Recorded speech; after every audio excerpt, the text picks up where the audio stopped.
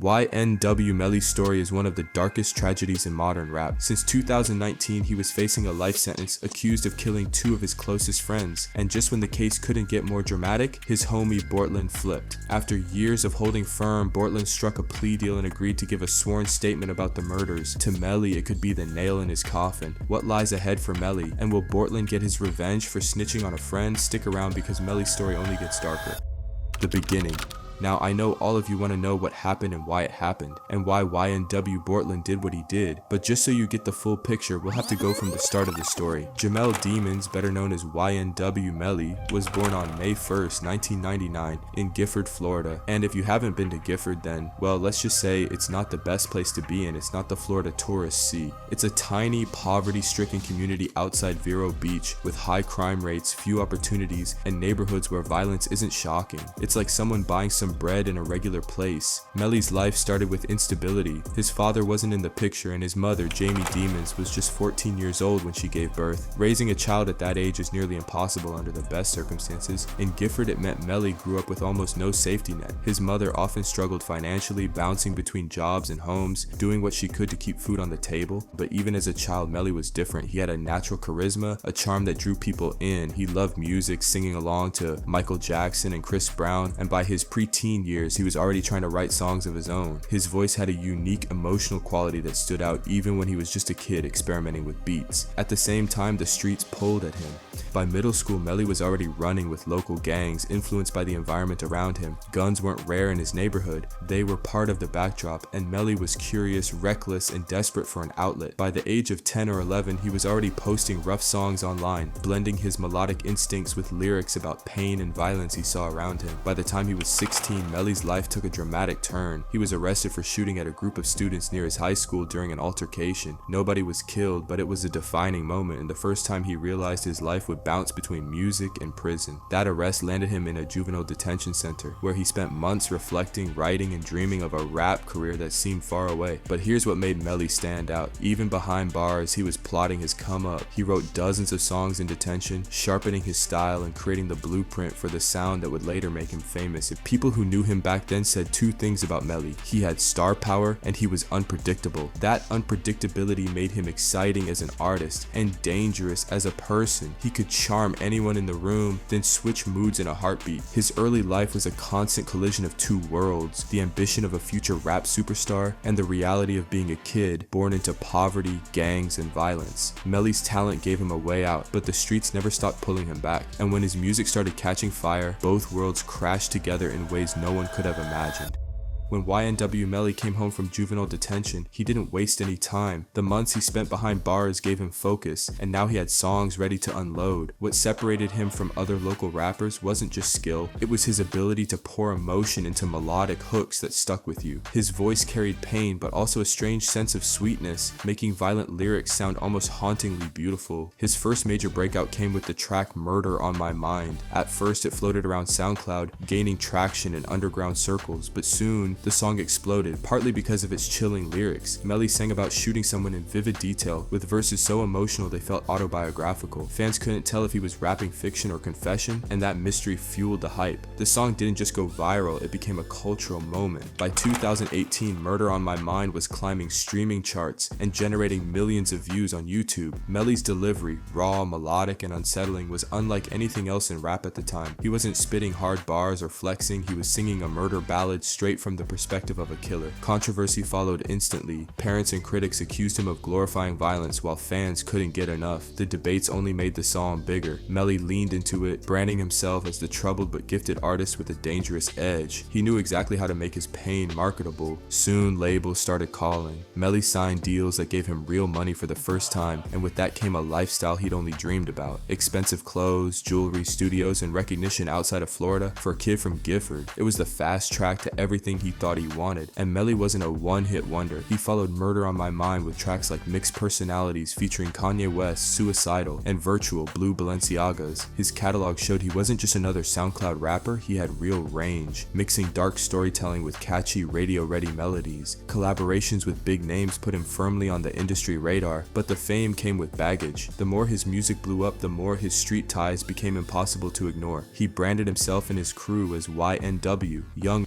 World, a group group that included his close friends Juvie, Sakchaser, and Bortland. They weren't just collaborators, they were family. Together, they were supposed to ride the wave of Melly's success into superstardom, but instead, they all together rode the wave to hell. Behind the scenes, there were warning signs seen early on that if we rewind now were very obvious. Melly was still catching charges, still bouncing in and out of jail, and still surrounded by drama. Fans noticed his frequent mugshots almost as much as his music videos. He had the talent to go global, but the chaos in his personal life made it clear that trouble wasn't far away. By 2019, YNW Melly looked like he had the world at his feet. Millions of streams, co-signs from Kanye and other heavyweights, a growing cult-like fan base that treated him like the next big superstar. But the same song that launched him into fame, Murder on My Mind, was about to haunt him in ways nobody could have predicted. Because while Melly was climbing the charts, police in Florida were building a case that would change everything. The case.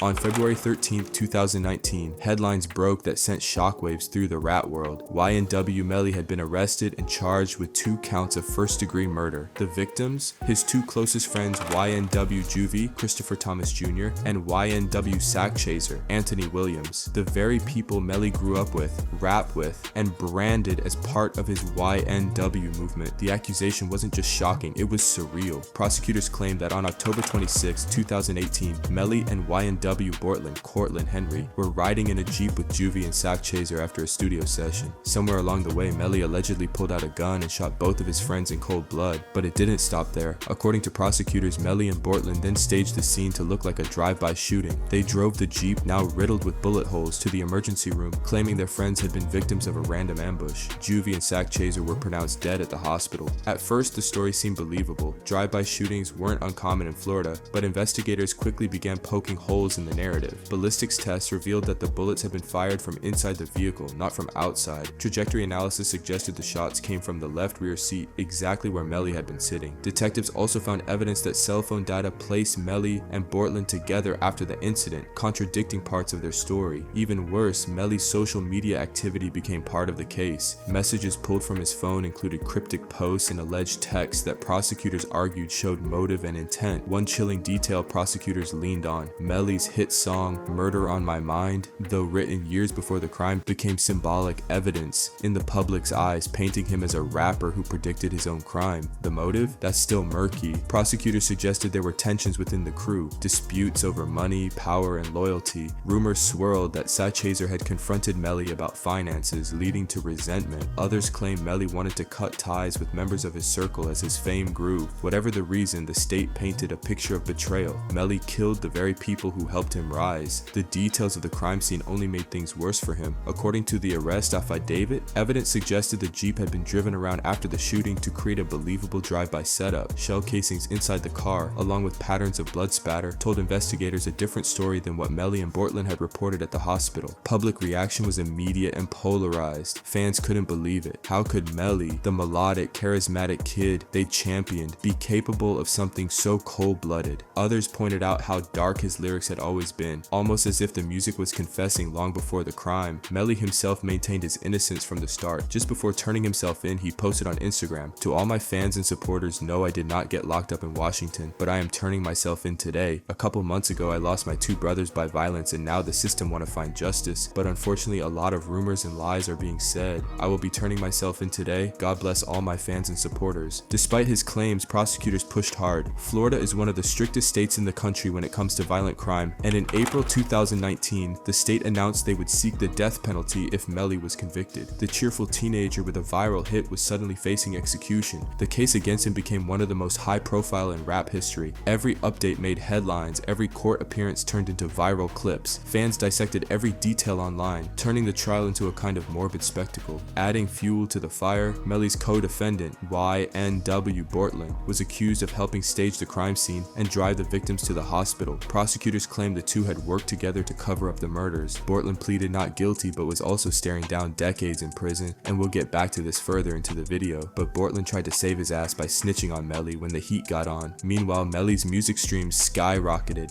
Murder on My Mind went multi-platinum, racking up hundreds of millions of plays. His incarceration became part of his mystique. For some fans, it was proof he was real. For others, it was a disturbing reminder that rap and violence often overlap in the ugliest ways. The biggest challenge for prosecutors prosecutors has always been proving motive beyond a reasonable doubt. While the forensic evidence suggested Melly was the shooter, the why has never been clear. Was it about money, ego, paranoia, or something deeper that only Melly himself knows? What made the case even messier was the way Melly presented himself from behind bars. He smiled in mugshots, appeared cheerful in court, and sometimes seemed almost detached from the gravity of facing the death penalty. To some it looked like confidence, to others it looked like insanity. By 2020, the case had officially cemented itself as one of the most shocking in rap, not just because of the brutality of the crime, but because of the betrayal at its core. This wasn't a random shooting. If prosecutors were right, Melly executed his best friends, then rode around with their bodies in the car trying to spin it as a drive-by. It was betrayal, murder, and tragedy rolled into one. The kind of case that doesn't just end a career, but defines it forever. The trial.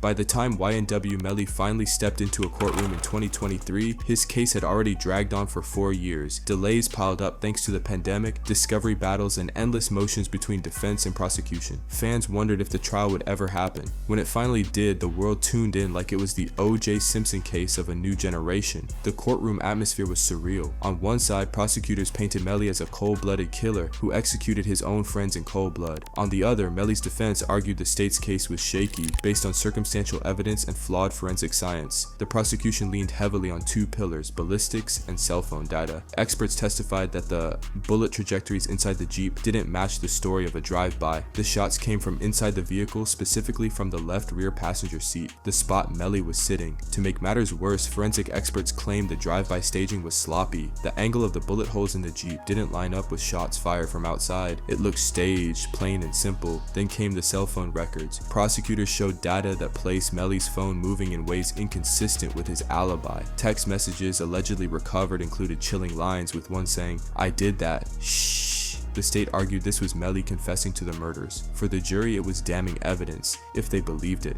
The defense fought back, attacking the credibility of the state's evidence. They argued the ballistic analysis wasn't airtight and that the text messages could be misinterpreted or taken out of context. They hammered on the lack of a clear motive. Why would Melly kill the very friends who helped him rise? Without a clear why, the defense insisted the state's case was built on assumptions. The trial turned into theater. Witnesses took the stand, experts clashed, and fans online live streamed every moment. Memes flooded social media. Clips of Melly smiling in court went viral. His odd demeanor, sometimes grinning, sometimes blank, split public opinion. Was he confident or was he detached from reality? But the most shocking twist came when the jury couldn't agree. After weeks of testimony, the jurors were deadlocked. Some believed Melly was guilty. Others weren't convinced. The evidence proved it beyond a reasonable doubt. The result, a mistrial. For Melly, it was both a relief and a nightmare. He wasn't convicted, but he wasn't free either. The state immediately announced plans to retry him, determined to secure a conviction. For prosecutors, this wasn't just about 2 murders, it was about making an example. Florida doesn't play when it comes to violent crime, and the death penalty was still on the table. The mistrial only fueled the circus around the case. Supporters cheered, saying Melly would eventually beat the charges. Critics said it was just a delay of the inevitable. Every development sparked debates online. Was Melly a victim of the system, or was he a psychopath hiding behind catchy hooks? Meanwhile, his music kept streaming. Songs like Murder on My Mind and Mixed Personalities gained even more plays as new fans discovered the eerie parallels between his lyrics and the case. Melly wasn't just a rapper anymore, he was the center of a true crime saga playing out in real time. And if you ask me, I got to know about Melly only after his trial was announced, and I started listening to his music only after. Not sure about you. As of now, the retrial looms. Prosecutors are reloading, tightening their case, and preparing to run it back. The defense is gearing up for another fight, hoping the holes in the evidence will once again protect their client. For Melly, the stakes couldn't be higher. A guilty verdict could mean life in prison, or worse, death row. And with Bortland agreeing to the plea deal just a few days ago, it's getting more and more likely with every day. But before we get into the actual details, let's take a look at what happened to his music career during all these legal proceedings. Melly's downfall. When YNW Melly was arrested in 2019, his career wasn't just promising, it was on the verge of exploding. Murder on My Mind had gone multi-platinum, he had a Kanye West feature on Mixed Personalities, and labels were circling with big plans. In the streaming era, Melly had the kind of momentum most rappers never achieve, but jail froze everything. Instead of touring, he was sitting in a cell. Instead of recording albums, his label had to stretch out unreleased tracks, piecing together projects like Melly Versus, Melvin from what he'd already recorded. The music still charted, but it wasn't the same. Without videos, performances, or interviews, Melly became more myth than man. The strange thing is, his incarceration boosted his streams, and I know the reason why. It's exactly the same reason why I started listening to some of his music. People couldn't resist the irony of "Murder on My Mind." After the murder charges, fans dissected his lyrics, treating them like clues. Was the song just art or a confession? The more the case dragged on, the bigger his catalog became online. In a twisted way, prison made him more famous than freedom ever could.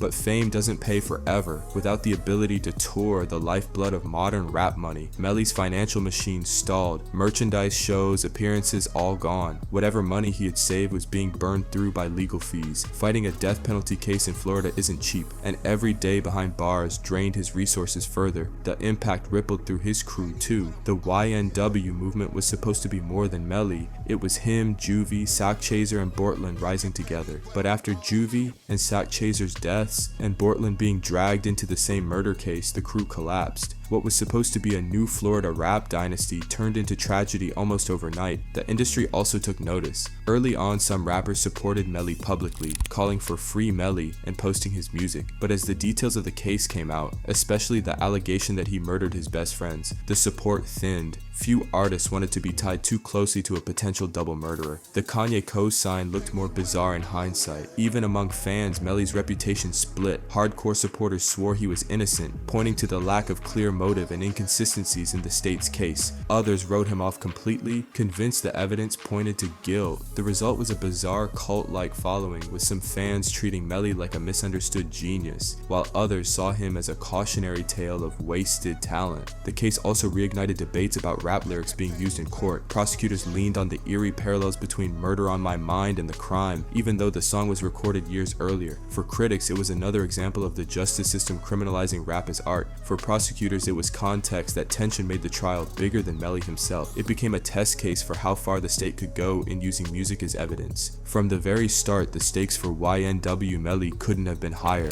When he was arrested in February 2019, prosecutors didn't just hit him with 2 counts of first-degree murder, they announced they'd be seeking the death penalty. In Florida, that meant Melly was staring down the possibility of being executed by lethal injection. If not death, the only other option on the table was life in prison without parole. That's it. No 10-year deal, no 25 to life, no early release. For Melly, it was either walk out completely free or never walk out again. Meanwhile, his co-defendant YNW Bortland faced a different set of charges. Prosecutors accused him of helping stage the crime scene and driving Juvie and Sock Chaser's bodies to the hospital while claiming it was a drive-by. Still, he stood beside Melly for years, denying involvement and sticking to the story. When Melly's trial finally kicked off in 2023, the weight of those charges hung over every testimony. Every time a forensic expert pointed to evidence inside the Jeep, or when cell phone records were presented, the jury wasn't just deciding guilt, they were deciding whether Melly would ever breathe free air again. The mistrial gave him a temporary lifeline. With the jury deadlocked, Melly dodged an immediate conviction, but prosecutors wasted no time. They announced he would be retried, still under the threat of death row.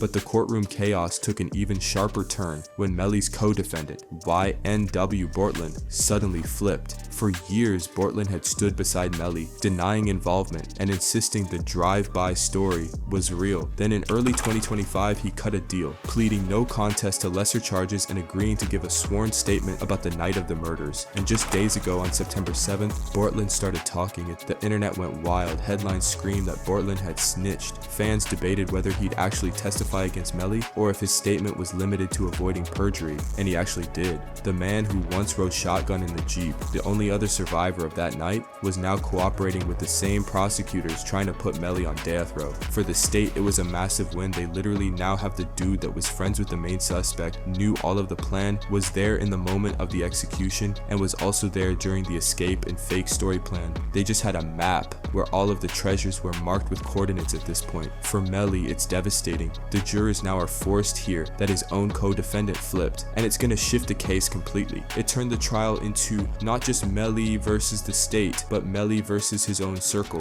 The YNW crew that was supposed to rise together had officially collapsed, leaving Melly to fight alone. In the end, the impact of Melly's case goes beyond one rapper. It's about how quickly a career can implode, how fragile success really is, and how easily the line between art and reality can blur in hip-hop. Melly was supposed to be the next superstar out of Florida. Instead, his story became one of rap's darkest tragedies, with no happy ending in sight. The crazy part is how the story still isn't finished. Melly's career has been frozen in time since 2019, like a snapshot of what could have been. His streams keep climbing, his fan base keeps arguing, and yet he hasn't touched a studio in years. He's in limbo, suspended between legend and cautionary tale, with the courtroom as the stage for the rest of his life. And that's why his fate feels so tragic. Even if he walks free tomorrow, which with the recent updates seems impossible, he's lost the prime years of his career. Even if he's guilty, his legacy will always be tangled in betrayal. No outcome leads to the superstar life he once imagined. The only certainty is this: Melly's story proves that in rap, talent doesn't protect you from the streets. If anything, it can drag you deeper into them. And the line between lyrics and reality, sometimes there is no line at all. Thanks for watching this video. If you liked it, hit the like button, click on the cards displayed on your screen to see more awesome videos, and don't miss out on the next releases. See ya!